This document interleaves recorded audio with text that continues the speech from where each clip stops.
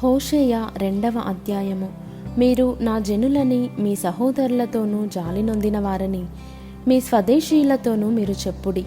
నేను దాని బట్టలను పెరికివేసి పుట్టిన నాటి వలె దానిని దిగంబరురాలినిగా చేసి పాడుపెట్టి ఎండిపోయిన భూమి వలెను ఉంచి దప్పిచేత లయపరచకుండునట్లు మీ తల్లి పోకిరి చూపు చూడకయు దాని స్తనములకు పురుషులను చేర్చుకొనకయు నుండునట్లు మీరు ఆమెతో వాదించుడి.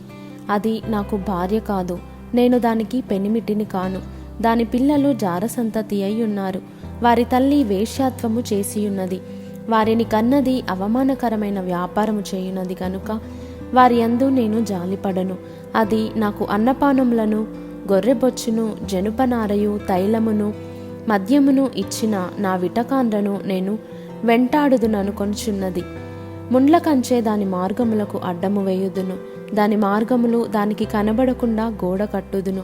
అది తన విటకాండ్రను వెంటాడి వారిని ఎదుర్కొనలేకపోవును. ఎంత వెదికినను వారు దానికి కనబడకయుందురు. అప్పుడు అది ఇప్పటికంటే పూర్వమే నా స్థితి బాగుగా నుండెను గనుక నేను తిరిగి నా మొదటి పెనిమిటి యొద్దకు వెళ్ళుదుననుకొనును.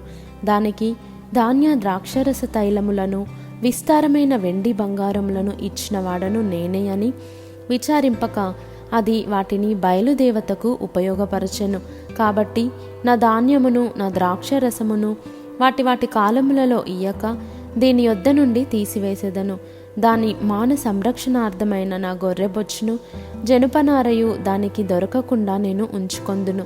దాని విటకాండ్రు చూచుచుండగా నేను దాని పోకిరితనమును బయలుపరతును. నా చేతిలో నుండి దాన్ని విడిపించువాడొకడును లేకపోవును. దాని ఉత్సవ కాలములను పండుగలను అమావాస్యలను విశ్రాంతి దినములను నియామక కాలములను మాన్పింతును. ఇవి నా విటకాండ్రు నాకిచ్చిన జీతమని అది తన ద్రాక్ష చెట్లను గూర్చియు అంజురపు చెట్లను గూర్చియు చెప్పినది గదా. నేను వాటిని లయపర్తును. అడవి జంతువులు వాటిని భక్షించునట్లు వాటిని అడవి వలె చేతును. అది నన్ను మర్చిపోయి నగలు పెట్టుకొని శృంగారించుకొని బయలుదేవతలకు ధూపము వేసియుండుటను బట్టియు దాని విటకాండ్రను వెంటాడియుండుటను బట్టియు నేను దానిని శిక్షింతును. ఇది యెహోవా వాక్కు. పిమ్మట దానిని ఆకర్షించి అరణ్యములోనికి కొనిపోయి అక్కడ దానితో ప్రేమగా మాటలాడుదును. అక్కడ నుండి దానిని తోడుకొని వచ్చి దానికి ద్రాక్ష చెట్లనిత్తును. ఆకోరు శ్రమగల లోయను నిరీక్షణ ద్వారముగా చేసేదను. బాల్యమున ఐగుప్తు దేశంలో నుండి అది వచ్చినప్పుడు నా మాట వినినట్లు అది ఇచ్చట నుండి నా మాట వినును.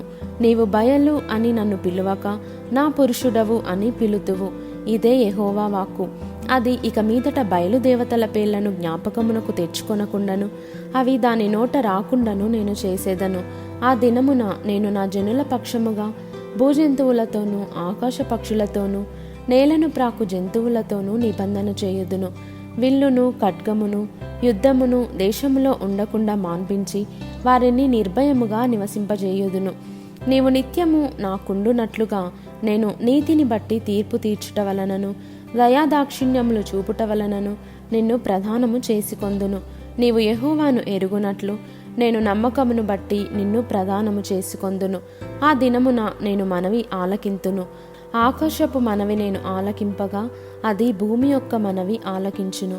భూమి ధాన్య ద్రాక్షారస తైలముల మనవి ఆలకింపగా అవి యెజ్రెయేలు చేయు మనవి ఆలకించును. నేను దానిని భూమి అందు నా కొరకై విత్తుదును. జాలి నొందని దాని అందు నేను జాలి చేసుకొందును. నా జనము కాని వారితో మీరే నా జనమని నేను చెప్పగా వారు నీవే మా దేవుడవు అని అందురు. ఇదే యెహోవా వాక్కు.